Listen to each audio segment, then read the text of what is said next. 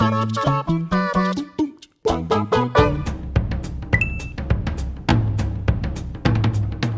like to play Josh Brown Simulator 2019. You're playing this Josh Brown game, you're moving him around the WhatCulture office and his health bar's like a can of hairspray. When it reaches 0, Josh dies. Well, that's the thing, right? So we thought of this idea, oh my God, what's your guilty pleasure? What's that gonna be? And I rebelled against the very idea of guilty pleasures. I think if you're into something, you should be into what you're into. I want to tell them as well, because Corey Taylor, frontman from Slipknot, said, dig what you dig, as he was once dancing to Justin Timberlake, and I agree with that man very much. So my guilty pleasure, in terms of guilty pleasure, is Blood Omen 2 on the PS2. It was also on the original Xbox, which, you know, kind of went critically, it got critically panned, and it's just kind of overlooked in general because it's not in the main Soul Reaver, you know, nomenclature or whatever, but it's in that canon. You play as Kane, the big evil dude from the Soul Reaver games, but he got his own, you know, franchise thing, and for Blood Omen 2, it's a third-person, you know, I don't know, action game, but it's pretty much the best vampire game ever. Like, there's just, you get such an array of abilities, and you're just put into all these different locations, whether it's big townships or, you know, more gothic sort of architecture places that you can explore,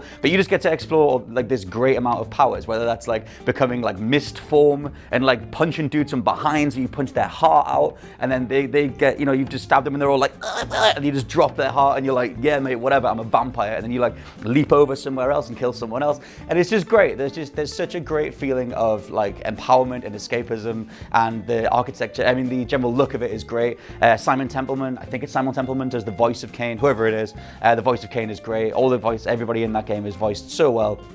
And I just love being in that game. But did it get the props that it deserved? No. It was like, whether it be critically or commercially or just in general, and hardly anybody talks about Blood Omen 2, and so that would be mine. But do I feel guilty about it?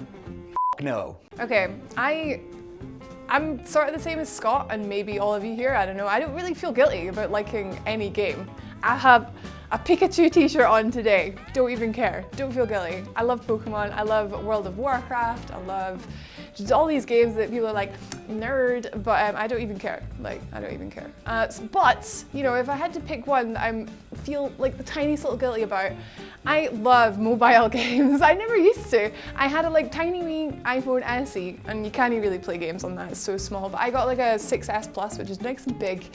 And I'm just really loving mobile games. I play this little one called Castle Cats, where I take care of lots of cats, and you can level them up and they get costumes and send them on quests, and it's brilliant. I love the little character designs, it's so good. I have spent money in this game as well. It was like free to start, and I feel a little guilty about that, because at the end of the day, what have I bought? More cats and more cat costumes. So yeah, I do feel a bit guilty about that, actually, but it's a great game.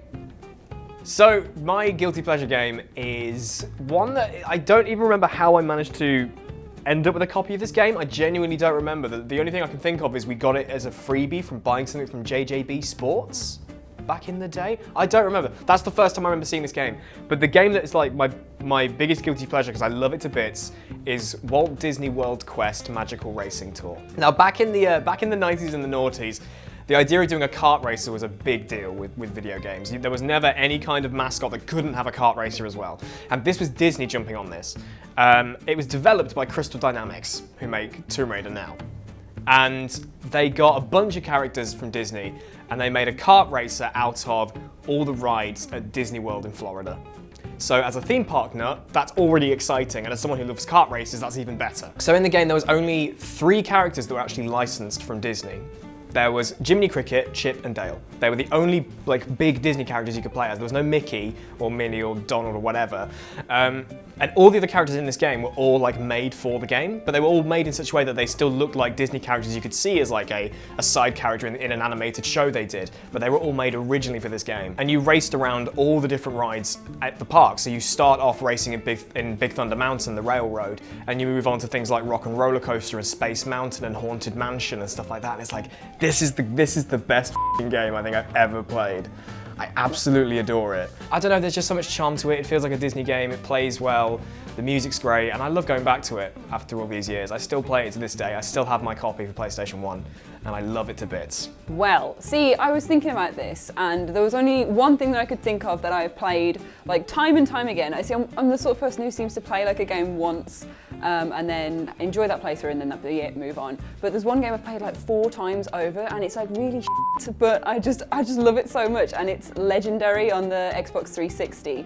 And it's the most like standard first-person shooter you can get. It's not particularly exciting, it's quite predictable, but it's about a man that opens Pandora's box and all of these griffins and werewolves and fire drakes and all sorts of mythological creatures come out, and I just love it. Like, I just think it's so cool, like to be able to fight werewolves and run after things and steal all their life energy and turn it into like lever operating devices and anything like that. It's just a bit of a ridiculous shitty game that I enjoy. I literally I've stuff written down in a Google Doc about this. Like, I have like a little Google Doc full of stuff about how good Legendary is. It's just rubbish. It's so standard. Like, well, like everyone today, I didn't think you could be guilty about loving something. You should never be guilty about really enjoying something. But then I sort of went back into the reaches of my mind and the games that I've quite enjoyed, and there is one. And the one thing you should be guilty about is enjoying Playboy the Mansion, the game, right? I need to explain this, I need to preface this story. This came last year in the depths of a hot summer when me, my flatmate, my girlfriend, we were looking for something to do, so we went to the shops and we bought a load of PS2 games just off the fly. Things that looked that would be bad. And one of them was Playboy the Mansion, and we started laughing at it, we had a few drinks, and then I got really into it. Not for the reasons you all think, you dirty, dirty minds. It's because it's practically just The Sims, and you have this mansion, as you do, and you're kind of a Hugh Hefner type. You might even be a young Hugh Hefner, I can't remember.